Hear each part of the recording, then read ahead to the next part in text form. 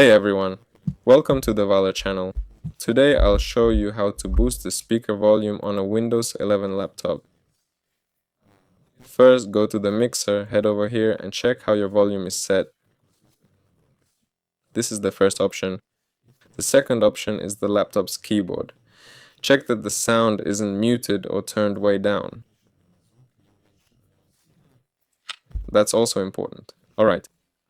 If that doesn't help, go to Settings, then System, then Sound, then go to the Sound's Advanced Settings. Select the equalizer, right-click and hit Properties.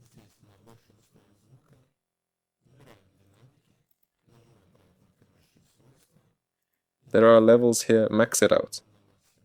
There you go. Now go to Enhancements. Here you can also enable Bass Boost and Virtual Surround, then click Apply. There you go. Overall, there's not much else you can do about the sound. If your sound is still quiet, it's most likely a hardware issue, and you may need to take the laptop in for repair. This has been Valor. Leave a like and subscribe to the channel. See you.